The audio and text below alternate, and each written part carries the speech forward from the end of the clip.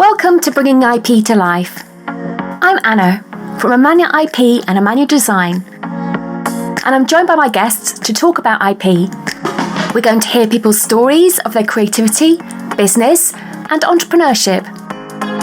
Intellectual property can be a really dull subject until it becomes personal. This is aimed to help see the relevance of IP in everyday life. Welcome to the show.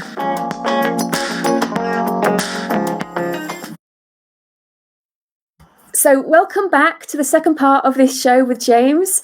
We're talking about his story in becoming an award-winning filmmaker. And we're going to hear a little bit of a snippet of this conversation. So have a listen. Look at how you can protect your work and what you want to give away, because there's certain things that you do want to give away and you want to share with the world, and but just be mindful of what you're doing, what you're creating, who you're filming, and get the respect, get the permissions, get the agreements ahead up front. So James, we're going to go back to your the name of your company, Rainbow Trout Films, and you went into the process of trademarking that, didn't you? Was that something you did immediately, or was it something you did a bit further down the line? I did it fairly early on because I discovered that it was a very important thing, because I'll come into something else about YouTube in a minute, but it was something that I did early on and didn't really know how to do it, right, but sort of just did it. And I had an IP lawyer speak to me later, said, you did this and you applied for this yourself and you got it all. They were quite shocked, and it's like, but I was quite relieved knowing that I'd done it right. But it was a little bit of a shot in the dark. So obviously, if you can get help, get help. But of course, help costs money, and getting a trademark costs money. So you've got to work out what you can do yourself and what you need to get an expert in to do. That's right. Yeah, because my first trademark, I made loads of mistakes, and I was just like, I was supposed to be saving money here. I just lost a load of money. And then I did it again, did it right. And I'm just like, oh gosh. So yeah, learning the ropes. Yeah, definitely. And it's one of those things that if you've put it in, there's things you can't change once it's been applied for. So it's worth knowing how to do it right. So you went forward, and that protected you from a name point of view and protected your company? So I had an incident, and it was partly my own fault. So when I got my web address, rainbowtroutfilms.com, I foolishly at that point in time did not get the .uk, and some students took the .co.uk and they were putting things on YouTube, and basically there was a point where YouTube got confused with their channel and they suddenly had my logo on their channel. So I had to, but fortunately because I had the IP and I'd got the trademark, I was able to use that and leverage that for them to take that down. Right. So and then a year or so later, the URL became available for .co.uk, and I thought I learned from my mistake and bought that straight away. It's like, so a big tip for anybody with their business: get as many variations as you can as web addresses. They can all point to the main one, but it just helps protect it from somebody else coming and not pretending to be you, but doing similar things. It's a good move. You see it on The Apprentice when they're at the interview stage and go, so have you secured the web address? Oh, no, I haven't. Well, I have, and I bought it. No. Do you want me to buy it back off you? And it's as simple as that. So if you've got an idea about something and you don't go and get that domain immediately, somebody could have overheard you, especially in a cafe or something, gone straight on, bought it, your idea's gone. Yeah. So did you went for the .co.uk and the .com, did you? Was there anything else you went for? Oh, I got lots of different ones, variations. .net, .org, The funny thing is, they're all really cheap at the start, and then when they come around for a new one, you're like, oh, hold on a minute, I've got to pay for that one, and that one, and that one, and it starts to clock up. It does clock up, but it is worth it to protect your brand. That's right. If you're looking at it from a long-term perspective, it's always a good idea, and it doesn't, in the scheme of things, doesn't cost that much. Yeah. That's it. So, James, what's in the pipeline at the moment? What's coming up next? Because you've got the award-winning stuff happening at the moment, but what's in the pipeline at the moment? We've got a few projects in the pipeline. One working with a local charity and a local writer. So that's in development at the moment. So we're very excited about see how that will develop. Excellent. We did do some development work with BFI funding. That's still ongoing. So we're just trying to find a home, see where that will fit.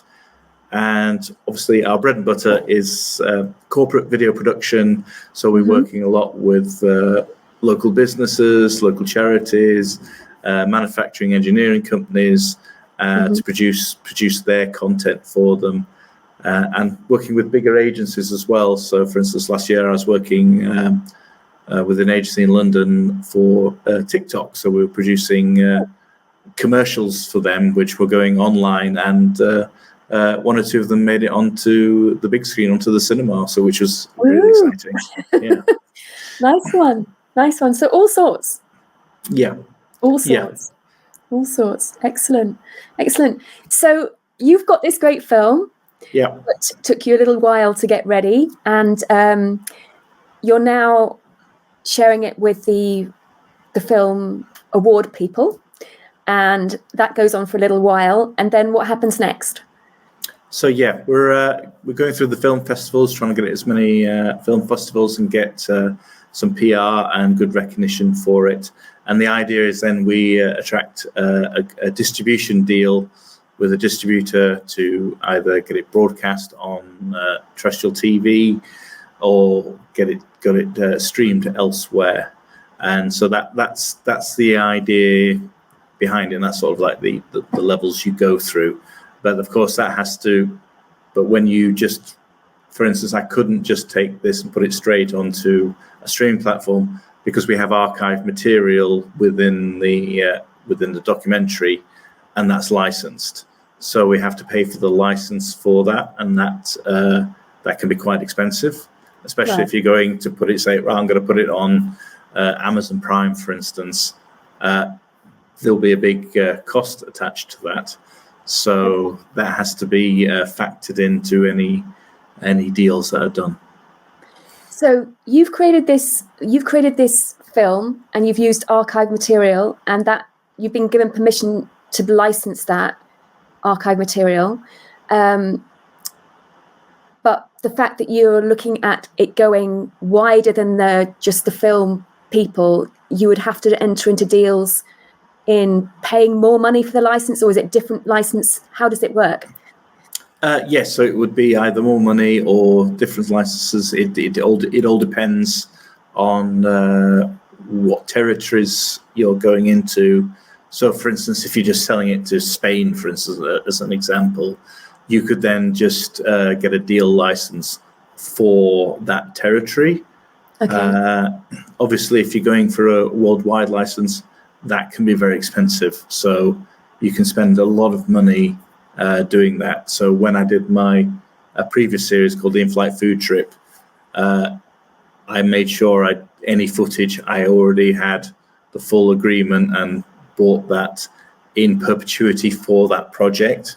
Right. So I didn't have that problem where for that particular project. So you've always got to bear that in mind when you're doing different projects of where it's going to be, where you think it's going to land, and be aware of those costs going forward, because it's you've got to be aware of things like this. Yeah, because for those of you that are listening, the licensing is basically renting somebody else's IP to use on something, isn't it? So you're saying you can rent this out under these kind of terms, you can use it under this kind of way, and you can pay us this much money for it. That's kind of how it works.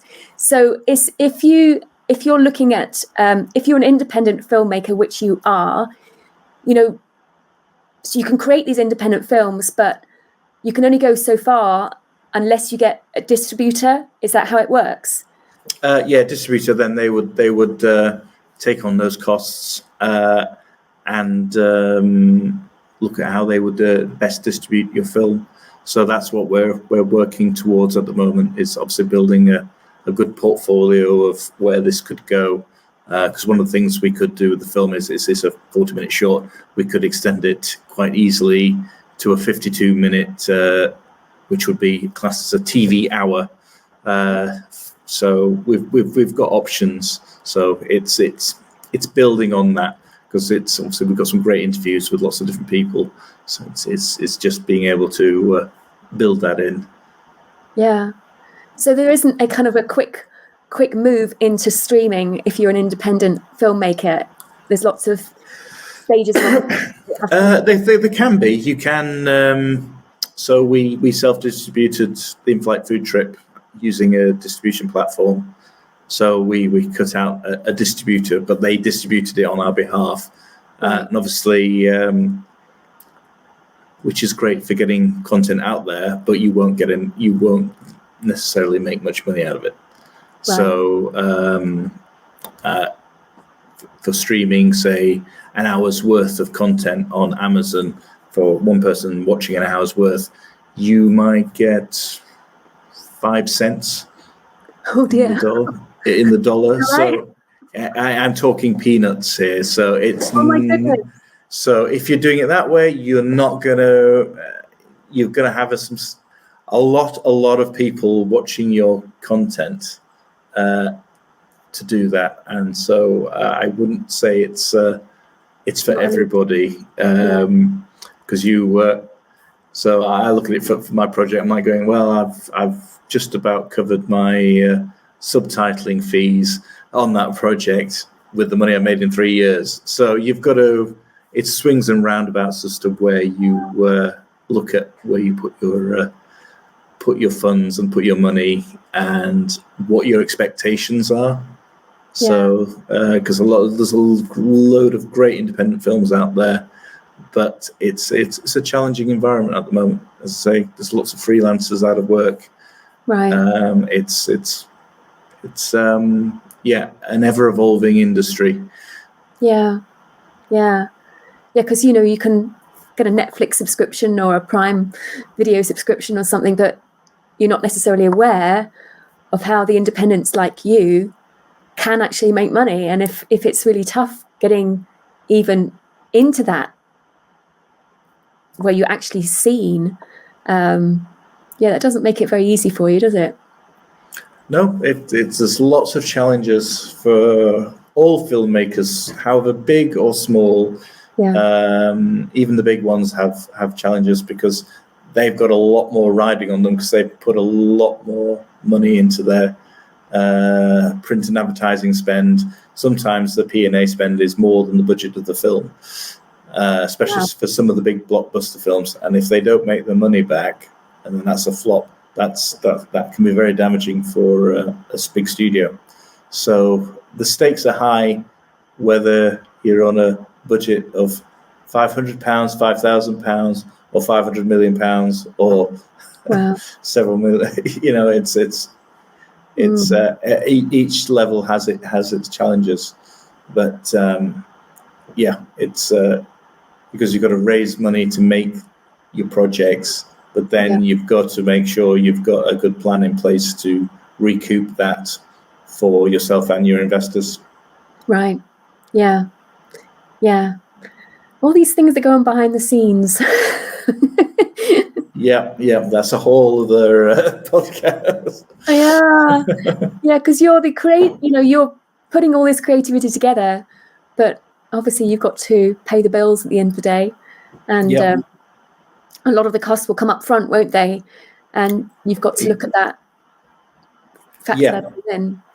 Yeah, that's why we do a lot of our bread and butter work is corporate video making for companies, things, because that keeps the lights on. It's a very important part of our business model. So we can then go off and do these more creative ideas, which not necessarily will make us any money in the short or medium term, but hopefully it'll have bigger rewards. So you've got to look at what you're aiming for. So when I did my first series with the in-flight food truck, it was never about making a lot of money. It was more about proving that we could do it and get it through.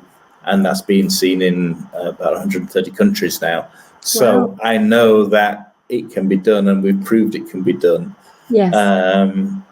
So it's just managing expectations and being realistic about what you can achieve and what you can't achieve.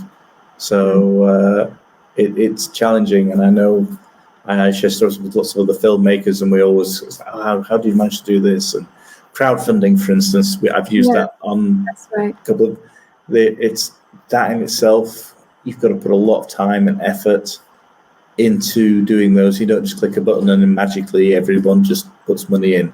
You've got to market it. You've got to really work at it. I mean, I've got a filmmaker colleague who's doing one at the moment for a documentary on the Goonies, the 80s film. Right.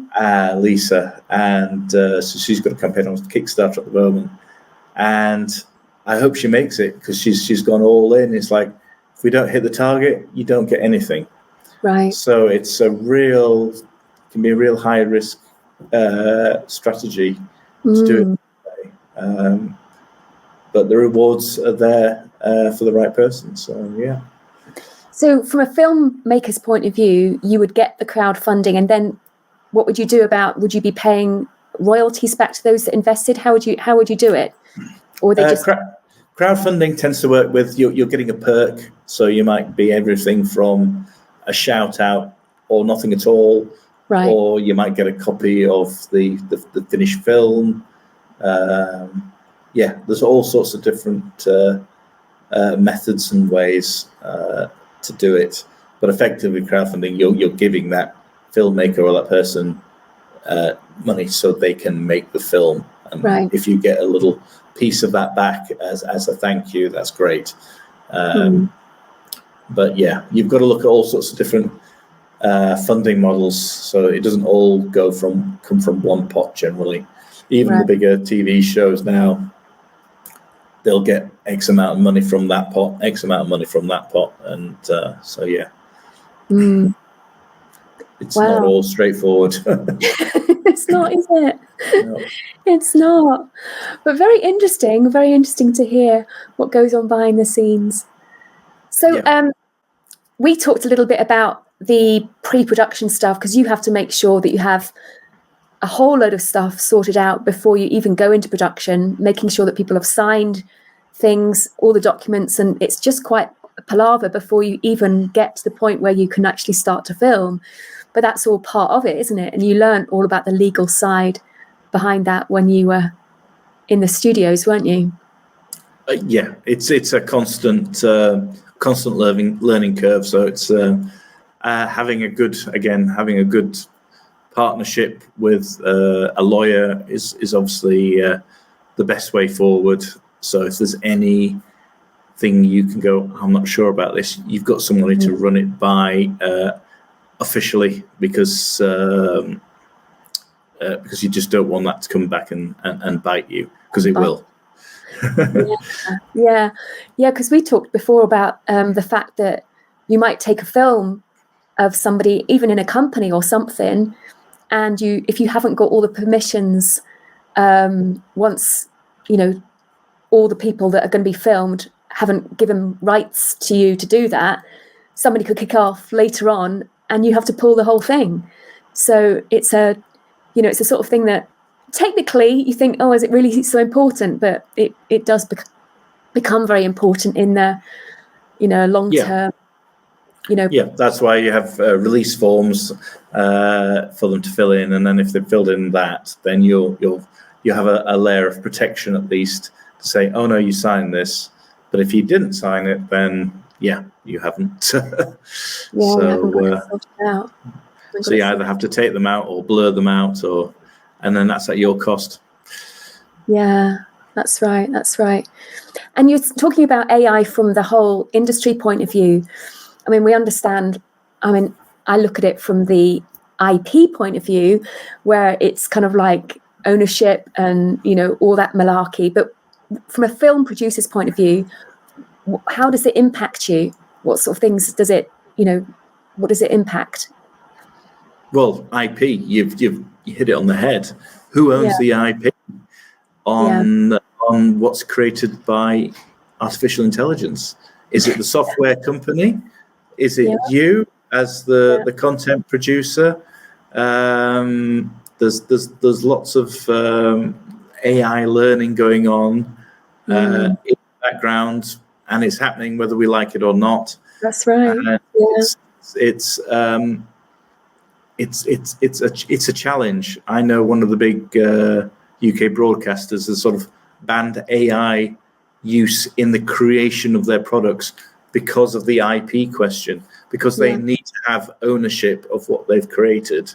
And if AI's created it, is it the software company behind that has that IP? And if you're then monetizing and creating things on the back of that, you've got to get it right. I mean, I'm sure you remember the Willy Wonka experience that was in last year, or was it this year? And the poster was generated by artificial intelligence, and it looked amazing. Right. But then the reality of the experience was anything but that. So you have to. I didn't know about this. Tell me a little bit more, because I didn't know about that one. Well, look it up. It hit all the news headlines. So they'd created an AI-generated poster of this Willy Wonka factory experience, and then lots of people turned up and look it up, because the expectations didn't meet the poster, which was amazing. Because then you have this so you've got to be careful you don't set yourself up for a fall. And one of the challenges which I'm becoming aware of the more I'm in the IP space is that the IP computers, as they're learning off other people's IP, learning off other people's creations, and so what they're creating isn't necessarily all original. It's quite often using copyrighted material or whatever for it to learn how to create stuff, which becomes an IP nightmare, absolute IP nightmare, which is what you're talking about. And that's before you even get into mimicking actors and all that kind of stuff, because that's a whole other avenue of, is that a real person, or is it actually somebody that's created on AI talking? And sometimes the really good ones, you can't tell the difference. Some of the entry-level ones you can tell, but not all of them. Some of them you can't tell. Yeah, and this just creates lots of issues for all of us, especially as content creators. You've got a real threat there, as it were, that because it's getting better and better all the time and incredibly fast. I'll just look back at where we were a year ago and how good it was then. Yes. But because AI is just the movement of what they can achieve now compared to what they could achieve a year ago is phenomenal, and it's quite scary in a way that would have taken 2 or 3 years in the old time, but because it's just accelerating beyond how anyone or any government or anyone in the industries can keep up with, almost, because it's happening anyway. We're we can't stop it from happening. No. But it's got its advantages, though. Yeah, definitely. Well, I was listening to somebody the other day who was talking about when he was at school and starting at work, how they were talking about the revolution, which was the internet, and how that would impact their lives. And they're kind of looking at, what the potential was and what the downsides were. And he said, what we're in now with the AI is a similar kind of revolution, that it has the same potential to change our lives in ways that we could never, ever imagine. And you can see the start of that. And I think, like you say, it's just the beginning of what this could become, which is huge. Is huge if we think about the impact the internet has had on us and has had on the world and our lives every day. If we think about it in the similar kind of scale, we kind of think, wow, that's going to be having a very big impact on everything we do. Yeah, absolutely. I just hope it's not like the plot of Terminator. Yeah, definitely. If you'd like to know more about intellectual property or IP, check out the Amanya IP website at www.amanyaipcourses.com. Courses vary from general basic understanding about IP for adults, young people and students, through to professional courses and courses for the USA market. The courses are aimed to help young people, students, designers, artists, business owners and entrepreneurs become IP smart to enable them to protect their dreams.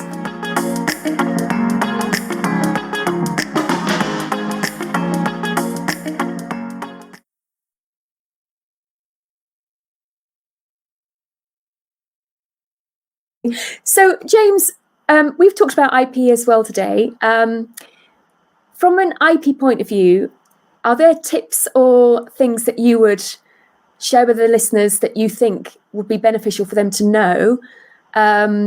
We talked about all the sort of things that you faced as a film director, but from an IP perspective, is there advice that you would give listeners or watchers as to what would be a good idea from an IP point of view as a film director or involved in the creative industry?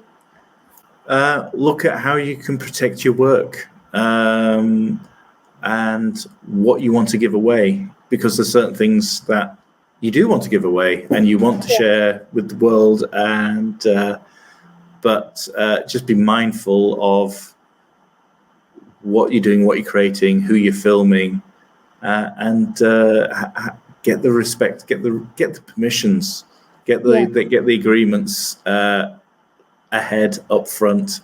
It'll just make your life a lot easier later on. So I know a lot of companies, you'll do a corporate video for a company and then somebody will leave. Yes. And then it's like, oh, do we need to take that person out? Or did they sign a release form? If they sign a release form, they've given their right for that image and that use to remain, even if they've left the company. Yes. So it's things like that, having a little bit of due care. It's not always easy because sometimes we're in a rush situation, quick, something's happening very fast, you've just got to go with it. Certainly news very much works that way, but then they have agreements where you can get away with that. It's when you go down the line of that, transposing that into other things like documentary films, and where that footage is then used of then who's got that permission. So yeah, it can be a bit of a minefield. I would say get advice early, and don't just stick your head in the sand, because that won't help you, and could cause you big problems in the future. Yeah, definitely. James, where can people find you and find the studio, find what you're doing?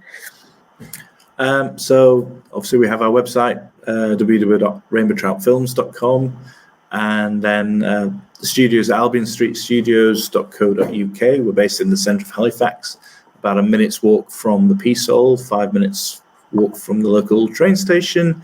And we're in Westgate Arcade above a lovely bakehouse and Korean restaurant. So, and we have our facilities here. Call, email, DM. I'm on LinkedIn a lot, so find me on LinkedIn. That's probably my first port of call of what I recommend. But yeah. Yeah. And you're not just doing film work, are you, James? Because you're teaching and you're talking as well. Tell people a little bit more about what you're doing there. Oh yeah, so we will do a lot of help with the local schools and colleges. So I'll go and give talks to the media students. A couple of months ago, we had students from Calderdale College in Halifax come into the studio, and we showed them around, gave them a talk about filmmaking and what's all involved with that.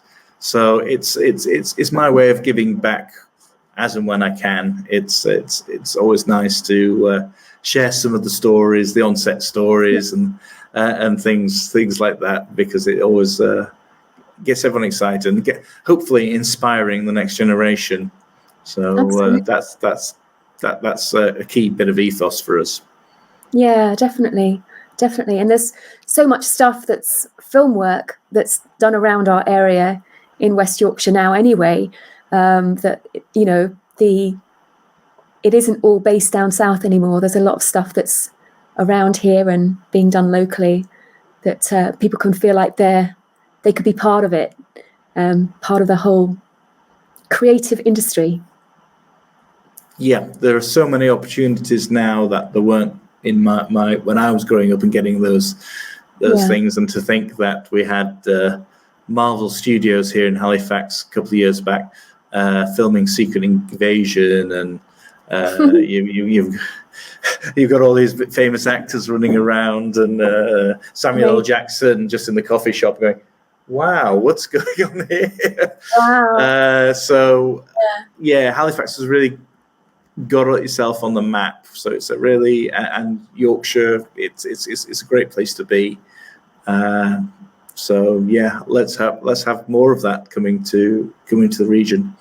Oh, absolutely. Well, as I've got to know a little bit more behind the scenes with film director. So thank you very much for joining me.